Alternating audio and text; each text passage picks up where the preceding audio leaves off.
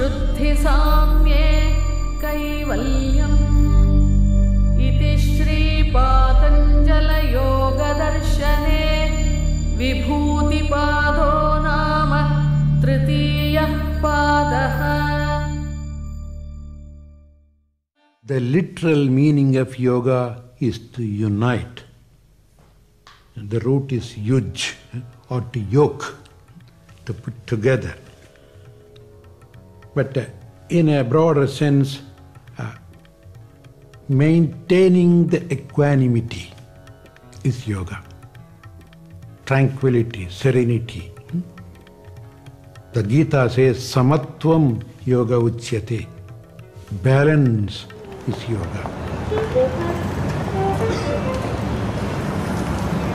The concept of integral yoga was to bring the teachings of yoga into all aspects of our lives by showing us how yoga could be a part of the way we would think intellectually, be a part of the way that we would act in the world. There are centers spread all over the globe, and it's amazing to think that these centers happened because Gurudev visited all these places, because he spent time there and interacted with people. This thinking that you're going to pull yourself away from society and grow spiritually, I think is very deep-seated in spiritual traditions. He said that's not really a good idea, at least for most people. He says to work on your ego, you need to learn to be of service to others. Be a part of the world. You'll see, you'll learn about your limitations more, you'll learn about yourself more, you'll purify yourself more. Yoga teaches you to face the problem, analyze it, solve it, not to run away. In fact, what good of your yoga if it could be practiced only in the Himalayan cave? You're no good for anything or anybody, and not everybody can do it. So, if you are a yogi, stay in the midst of the din and bustle of the town, of the city, of the life, and still maintain your equanimity.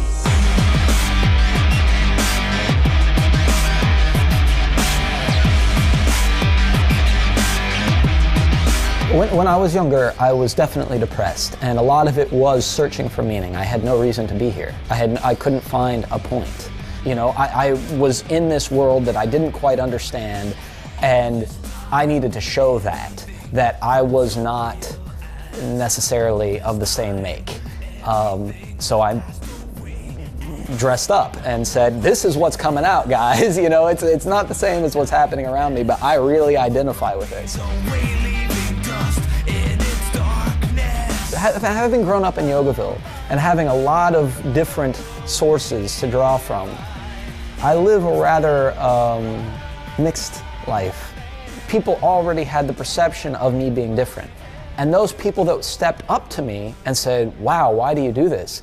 It provided a huge outlet for all of these things that I was brought up on. You know, yes, I'm from Bella Morte, yes, I'm an ex-member now, still involved in the project, but you know, my focus now is yoga. And ironically, the week I left, all of these kids who I'd known on the road came out of the woodwork and said, tell me about yoga. I was like, well, I guess I'm back on the right path. You know, like, I guess I'm back on the right road, you know.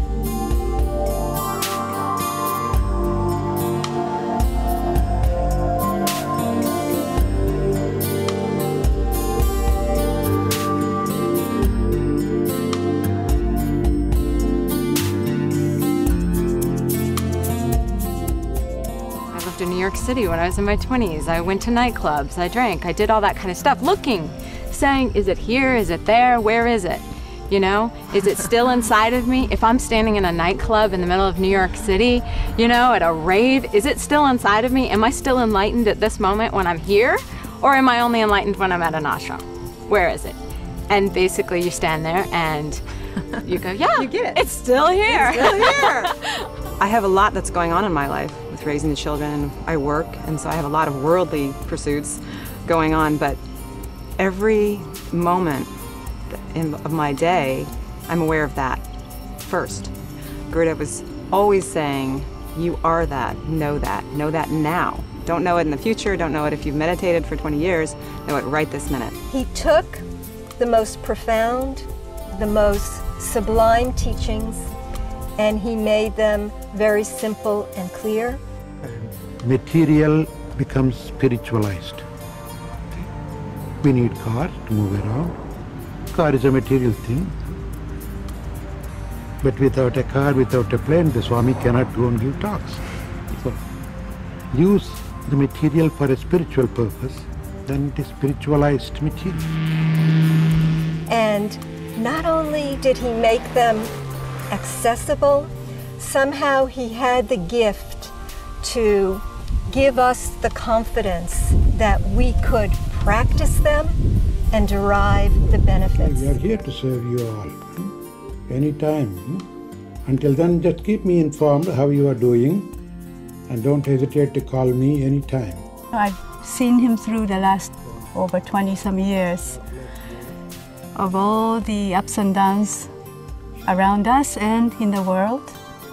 Never a moment he lost his peace at all. How he lived, how he spoke, what he did was integral yoga. Something galvanized around him. Please be seated.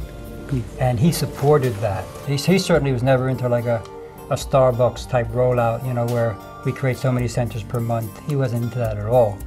But I think he did see the benefit of us coming together, working with each other on this, pulverizing each other's ego, supporting each other, the whole gambit. But there was something about being together in this that he really felt would make a difference. You know, he has said many things, but the most important, he talked about the children. He said, go to the children, bring them right, so that, you know, the future world will be good. For Swamiji, because this is so spiritual, it was an expression of one's divinity. Nataraja is a king of dances, and that's a symbolic figure for Bharatanatyam. It was a way of expressing that divinity. And not only do you take yourself to a different plateau, but you help others to go there. Especially when I had to go out and teach dance. Sometimes I was in a crossroad, I said, Swamiji, this is such a traditional art form. How do I go and present this to children who have no idea, who haven't even seen an Indian dancer? Present it the way they can understand. That was his teaching to me. Having taught hundreds of yoga classes now to school kids of all ages and to their teachers, we've seen how stressed out our schools are.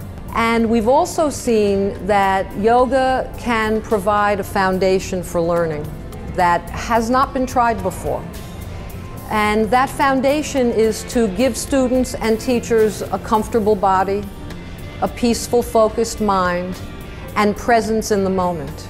I am definitely much more selfless than I had been. I also have become much more patient with my students and with everyone. I don't take things as seriously anymore, like things that I guess in the grand scheme of things don't really matter. I have quit smoking, and that was due to this place for sure. Food, that's my vice. It takes a lot more than beans and green to fill me. I'm Italian, I grew up on a lot of different heavy foods, and I fall off the wagon from time to time, but I am eating more tofu, and that was really unthinkable to me for a long time. One thing that Swami Satchidananda said was, don't stop doing what you're doing. When you start doing yoga regularly, you're going to naturally stop the desires for those